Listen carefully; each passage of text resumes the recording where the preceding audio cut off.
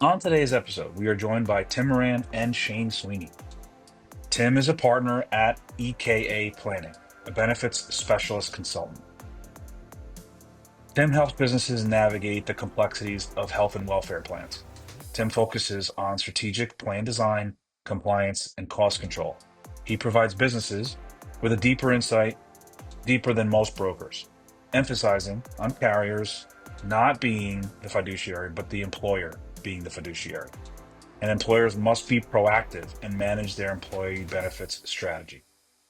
Tim advises businesses on medical renewals, alternative funding, self-funded solutions, association health plans, HRAs, and comprehensive benefit redesigns. Tim's approach centers on a sustainable, transparent, and employee-focused program that strengthens the retention of the employees and company culture.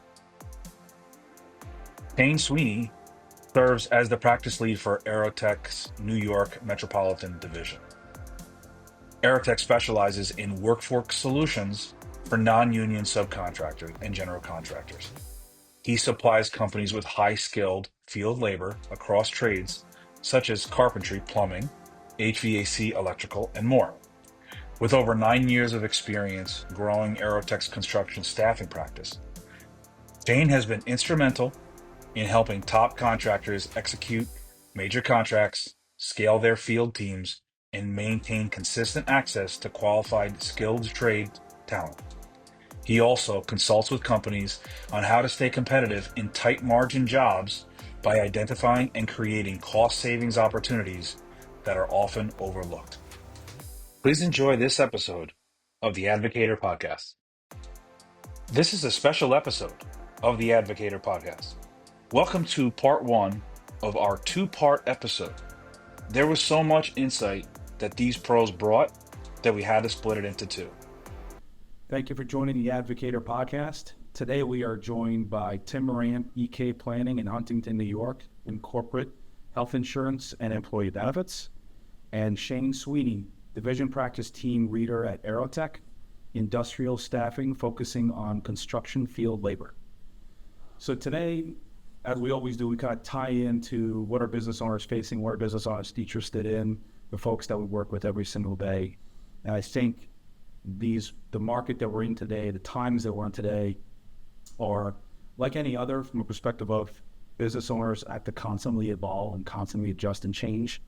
But there's uncertain times. There's been uncertainty in the market between things that are happening at a global level and things that are happening, locally in local markets.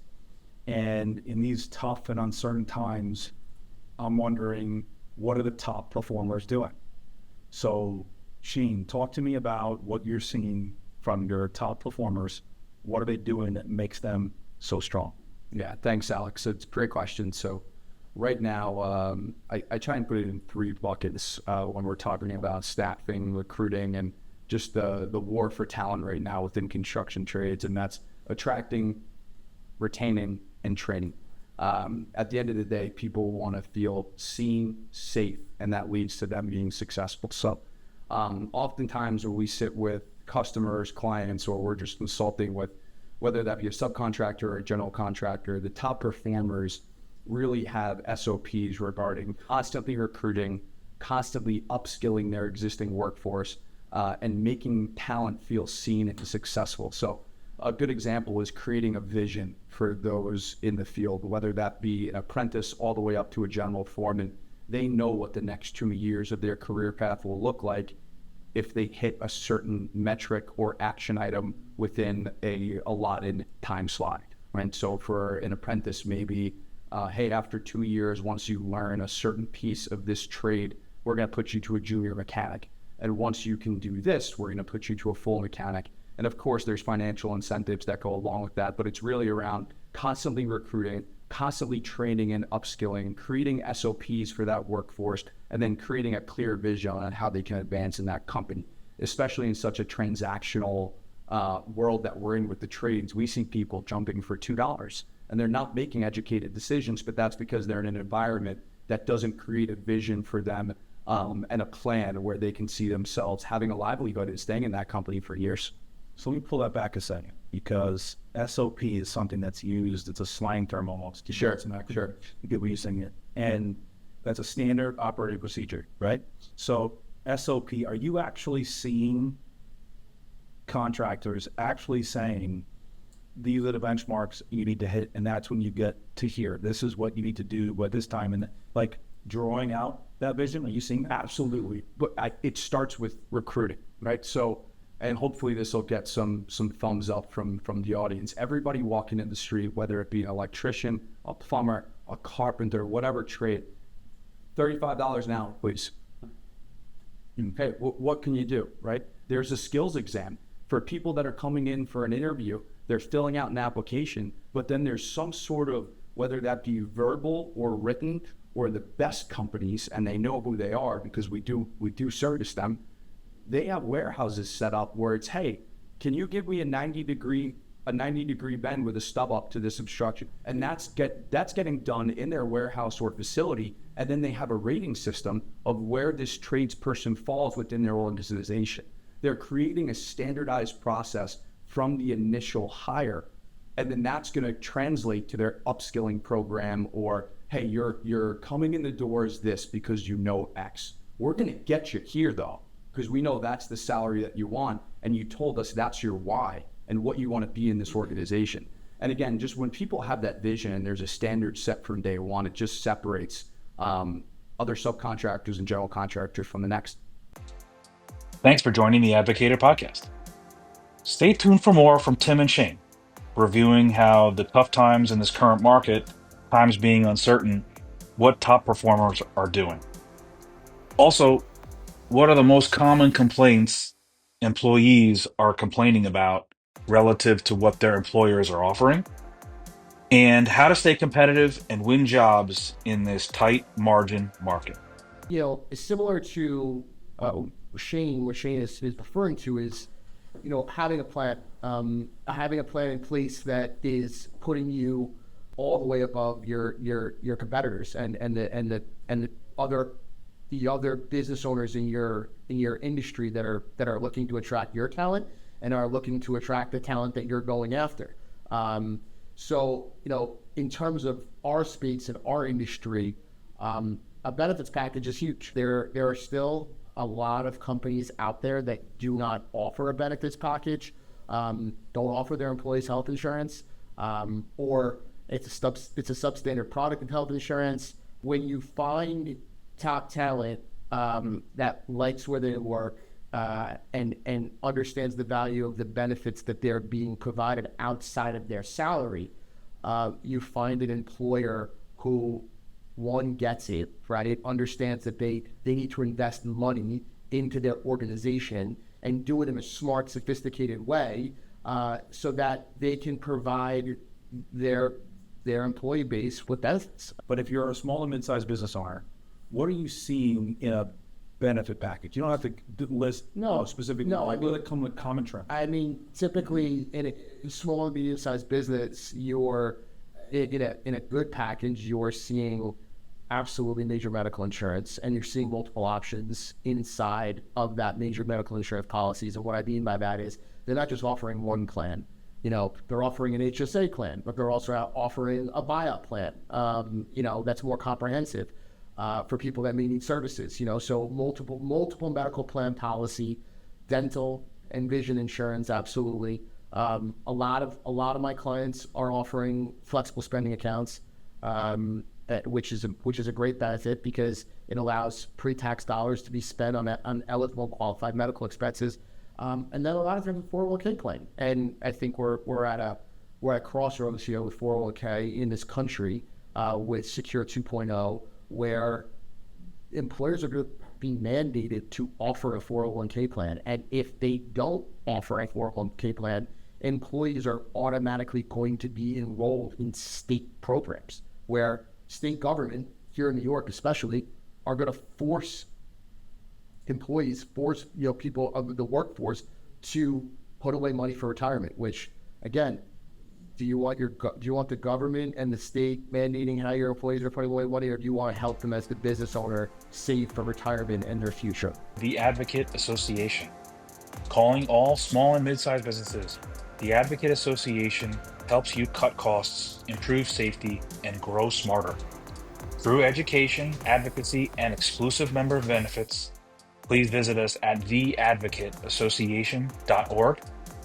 Our members are saving on things like health insurance, auto insurance, workers' comp insurance, auto fleets, legal, accounting, software, IT services, building supplies, and more. Again, please visit us at theadvocateassociation.org to find out more and to join.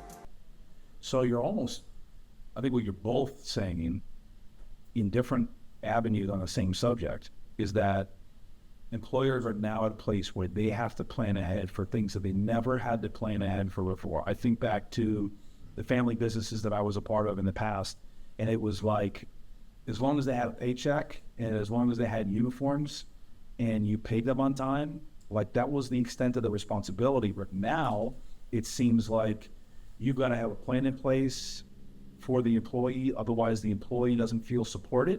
We're talking about business owners, and for the most part, a lot of the business owners that we're speaking about are blue, gray collar, industrial, construction.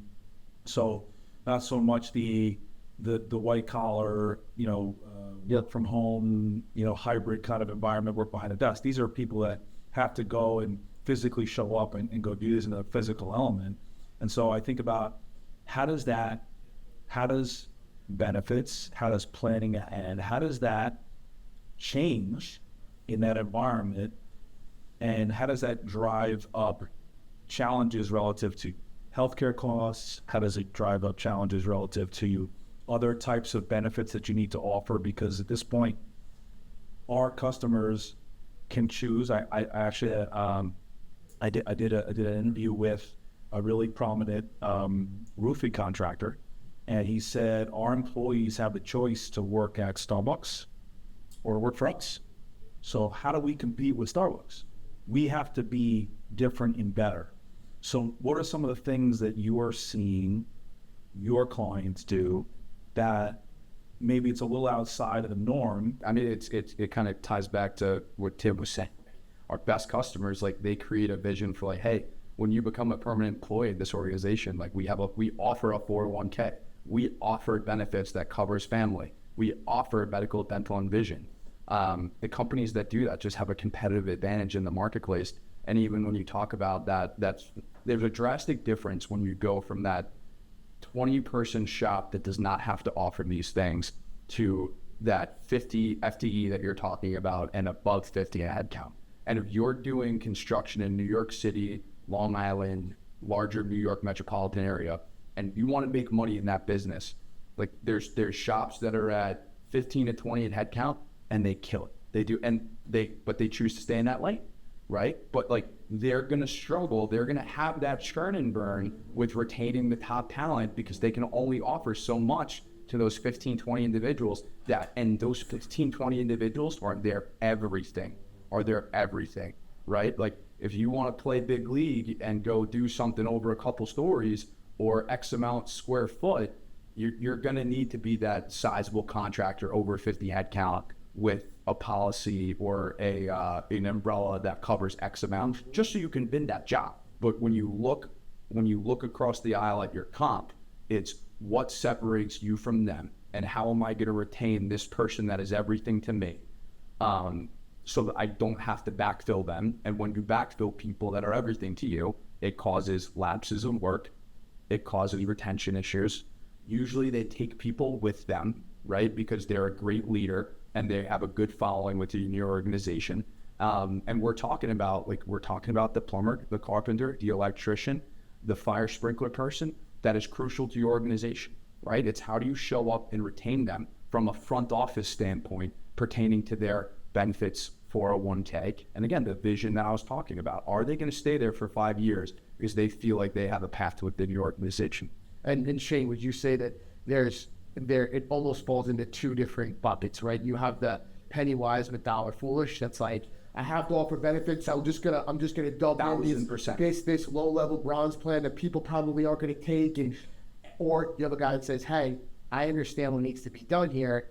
If I can figure out a path to offer a robust benefit package, whether that means educating my employees about what they are getting, then it may help with that retention. Tim, I can't tell you the amount of conversations where I'm at the table and it goes for any of this. Again, this isn't a highlight of either of our businesses, right? But like when they're looking to engage with a sub or a staffing vendor or augment labor, and it's like, hey, we offer benefits, 401k for X duration, and that's inclusive of my pricing, right? It's like, hey, this is verbatim what they said to me. We've looked at that. I had my controller look at it. 90% of our guys don't take it anyway. They're concerned about the cash. So you know what? That doesn't even factor in when you're talking to me about price. And those are the same people that they might have half their workforce leave because that company that's killing it down the street, that's on the bid list, that's beating you out too, is, guess what? Their top level employees are going with that individual. Your client is somebody who has 20 to 50 people, bids a job that has a higher demand or a tighter timeline or whatever it is. Maybe that's the impetus for them to work with you for the first time. Sure. Right? Now you help them through you said you're not a permanent solution. So you help them through that project. Now you put 15 people on the job for them where they're getting those benefits from you. Yeah. And now you need to transition them over. The company loves them. They have the work. They want to transition them over, but they don't have those benefits to offer. What are those employees saying about they love the company, they love the work, but they don't have a comparable benefit? Yeah, again, it creates a little bit of rub. It's always situational, but like what ends up happening? And again, those employers are still great employers, right? Everybody's just set up differently and they know what they know. And usually, like, again, growth comes through the friction. Like most companies who are going to get there, they go through this where it's like, oh, I got bit because I didn't have this set up for my employees, right? So most times they're going to offer that employee more on the hourly when they can book. Right? Maybe we had somebody at $30 an hour. Hey, congratulations, you've been fantastic. We're going to take you on as a permanent employee. However, we're not set up to what you were getting with the Blue Cross Blue Shield through that temporary agency. So we're going to offer you $35 an hour because we really love you and you're wanting to stay. But you know what? If that same owner or same director of ops is able to create a vision where, like, by the way, we're engaging with a couple different people right now to look into this because we're growing. You're a part of a growing company right now. I want you to take solace in that. And we're looking at a couple plans, right? Like the people that create the vision and they make those investments and they educate themselves about how they're going to grow are going to win. 100%. I think a lot of times there's business owners that looked at it the way that Shane just described it and said, well, I can just up their compensation. You know what happens is that the business owner is not realizing that, one, you're paying more wages to an employee, right? So now you're setting a precedent that if somebody says, hey, I don't need the benefits either, I want you to bump my hourly wage up too, you run yourself into a situation there. But two, from a tax planning standpoint and from a money management standpoint, you opting into a policy for your employees creates a huge tax savings. It's a write-off to the company. So instead of now paying individual employees more money, you're putting money back into the company through a benefits package, which then is being written off. I think what you're both saying, it's an interesting dynamic. I have a lot of experience with this, whereas companies don't always know all of their numbers. Like they think they know their numbers. And to your point, like it's not a knock on the business. Like I'm the same way in my business when it's not a bill for me until I see it black and white. Yeah. Don't tell me what you think it's going to cost. When I get the actual bill, that's when I know what it costs. Yeah. But if I get the bill in the mail, it makes it real, right? But if I get my payroll bill, all right, no one uses the mail anymore, but if I get my payroll emailed to me and this is the invoice I got to pay, and then I get my health insurance and that's the invoice I have to pay, and then I get 401k, that's the invoice I have to pay, right? Those are real bills. But when you do what you're talking about, which is, okay, I'm not going to, I've looked at the numbers, it didn't work out, so I'm going to offer you more money. We're going to pay you $5 an hour more per hour. We found that the math works out, the employee takes it great. If you actually go dive into what that $5 is, it's not just the 5. To your point about tax planning, and I'm not a tax guy, but it's the 5 on top of, plus on overtime, plus on payroll taxes, plus on. The next thing you know, that 5, which equates to whatever it is on an annualized basis, really turns into a very different number. You just offered the health insurance, or you just offered some variation of it, and then you knew how to buy it. It's another thing we spend a lot of time on with customers, which is, okay, You open your door. I remember the first time I opened my first business, I said to the accountant, what do I need? And he says, you need health insurance for this, you need general liability for that, you need workers' comp for this, you need disability, whatever. And I said, okay, I'll just take it all. But I didn't know what it was. I was just buying it, you know. So you open your business, you buy everything that you need to buy, but then you don't know what goes into what you just bought. You just think you get. And then you actually look and you say, there are other ways to buy this.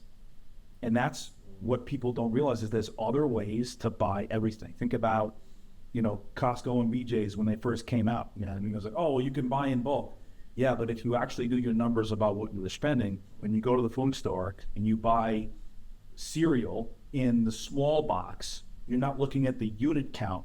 And if you bought it at Costco or BJ's or whoever, Sam's Clubs, and you bought the bigger box and put the rest of it in your pantry, right? Yep. Now your unit count just cut down by 75% because you bought what you were already going to buy anyway. You just bought it in advance. Yep.